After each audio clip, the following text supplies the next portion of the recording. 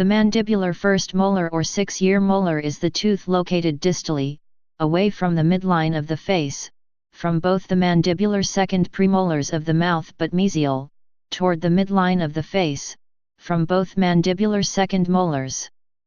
It is located on the mandibular, lower, arch of the mouth, and generally opposes the maxillary, upper, first molars and the maxillary second premolar in normal class I occlusion.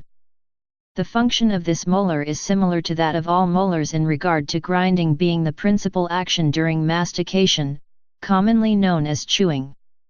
There are usually 5 well-developed cusps on mandibular first molars, 2 on the buccal, side nearest the cheek, 2 lingual, side nearest the tongue, and 1 distal.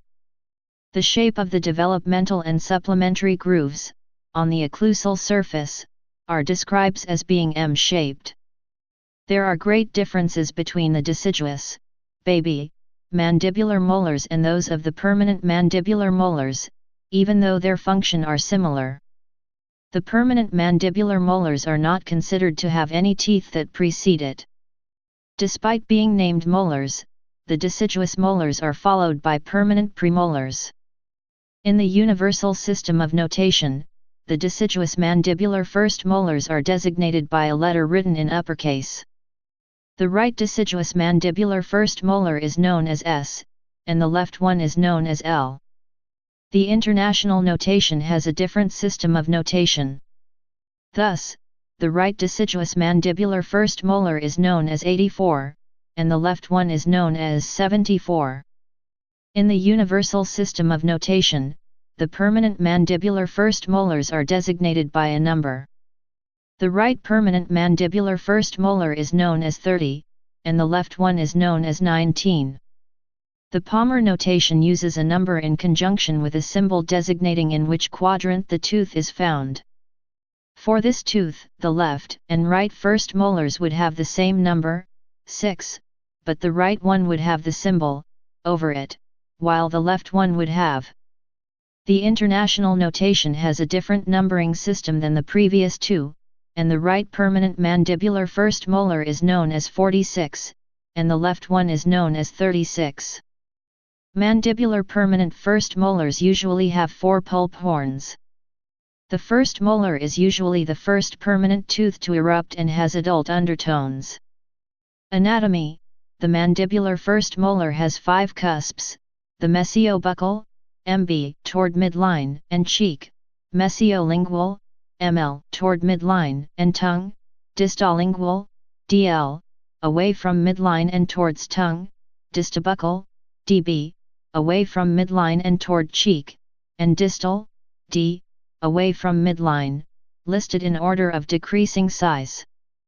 Listed in order of decreasing height they are, ML, DL, DF, MF, and D. An 8th cusp was found in a primary second lower molar in an Argentinian child. Viewed from the top of the tooth, occlusal view, the mandibular first molar is pentagonal, 5-sided, in shape and tapers toward the lingual, with the sides being the buccal surface, the mesial surface, the lingual surface, distal surface, and the distobuccal surface. The occlusal surface has 4 grooves.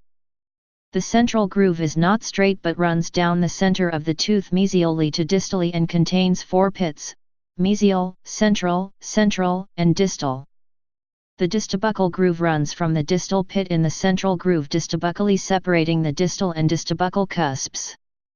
The lingual groove runs from the more distal of the central pits in the central groove toward the lingual surface between the mesio-lingual and distolingual cusps. The buccal groove runs from the more mesial of the central pits in the central groove toward the buccal surface between the mesio-buccal and distobuccal cusps ending in the buccal pit.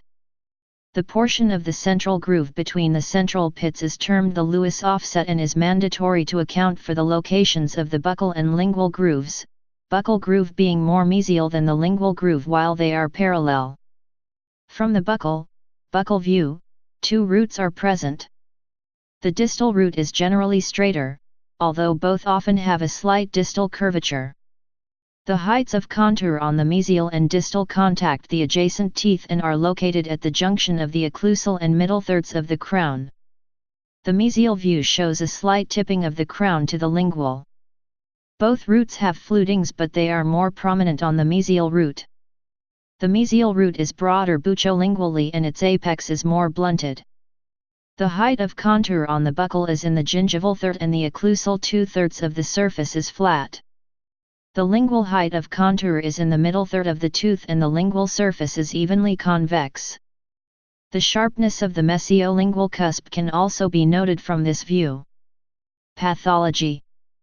The shape of the developmental and supplementary grooves, on the occlusal surface, is described as being M-shaped.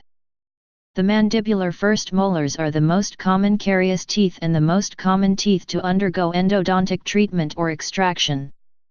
Up to 45% of all extracted teeth are mandibular first molars.